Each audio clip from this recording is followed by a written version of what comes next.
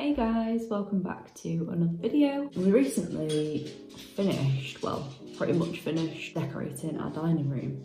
Sorry for Pip's paws on the laminate flooring. As always, she's going around sniffing everything. I'm sure it'll be really loud. This is a new addition as well. It's a wild coffee plant. Come here, Pippi. Come on, where the carpet, look. There you go, that's better. We've got this wild coffee plant from Bent's Garden Centre, which isn't far from us.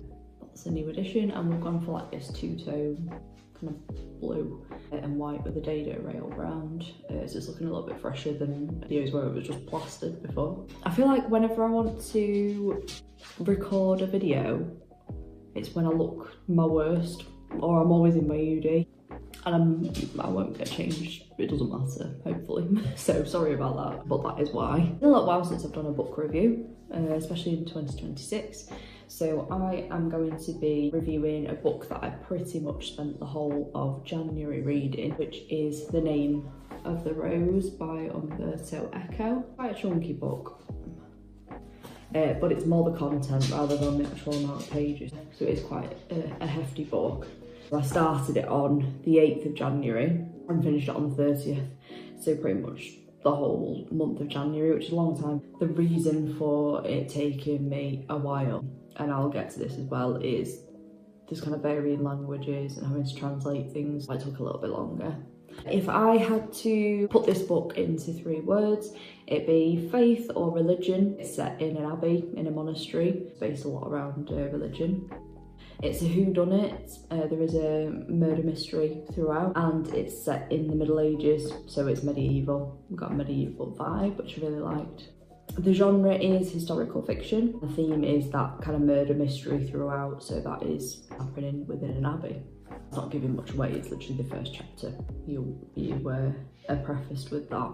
Page count without the, because there's different, there's not alternative endings, but it explains different areas if you want to explore that further after reading it. But it's 538 pages without. This was gifted to me. I mentioned I got it for Christmas from Daniel, and I really like it. It's like the vintage penguin, I think it is.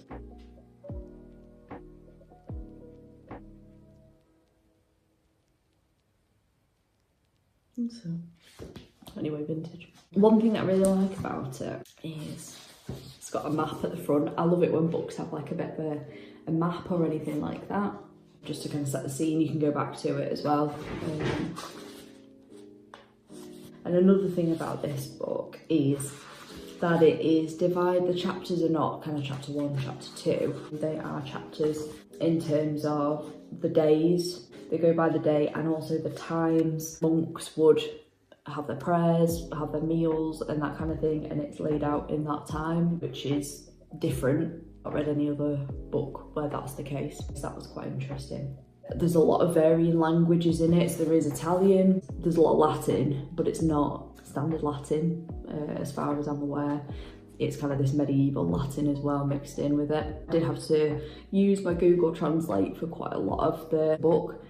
I found a guide online which helped me and just kind of had everything translated. That really helped because it was taking such a long time to get through the chapters with translating and things like that.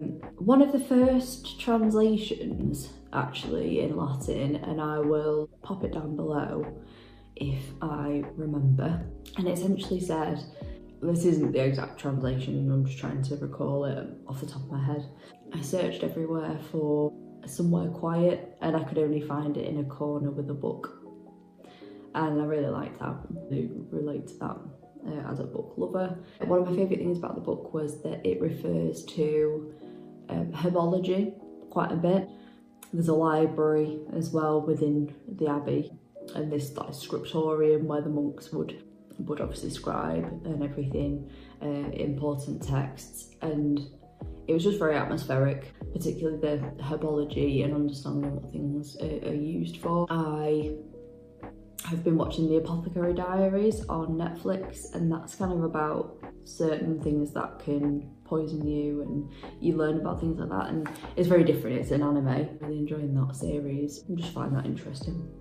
It also mentions a lot of mythological creatures within it. I had to Google quite a lot of them. Some of them I knew or like I'd seen, but particularly from like medieval times, I imagine that was a lot scarier and probably more easily believed that they existed. It felt very kind of Holmes and Watson. I think there's a lot of inspiration taken from Arthur Conan Doyle. The main character is Brother William of Baskerville. See, Hound of the Baskervilles, I presume, inspired that name. The Benedictine Adso, I think it's Adso of Melk, who's his like associate. See, it's like Holmes and Watson with those two essentially trying to figure out who has committed these murders in the Abbey.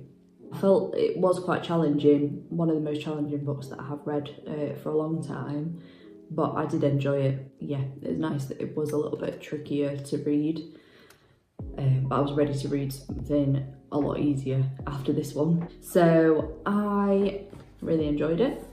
I've given it 5 out of 5 stars. That's my little drawing of the front cover. Let me pop that next to it so you can see right there. I like the cover, actually. It's really cool. It's a bit like a lino cut type style. There's a film adaptation of it, which I've not seen. I think it's Sean Connery in it. I've not seen it. I think it's from the 80s. When was this book? This book was written in originally 83, I think, 1983. Yeah, 1983. It is. It's like, I think it came out maybe like a year later, 84 or something like that. Anyway, don't quote me on that. But I would like to see it, just to see that adaptation. A lot of people that I've spoken to about having read this have mentioned they've seen the film and it's really good. So that is next on my list. I'm currently reading some short stories, well, a collection of short stories by H.P. Lovecraft, which I was wanting to read for a while. I will do a review on that coming up soon. Anyway, thanks for joining me for another book review. Sorry it's been a little while since I've done one. Hope you enjoyed it. Give it a like, comment, and I will see you in another one soon. Take care.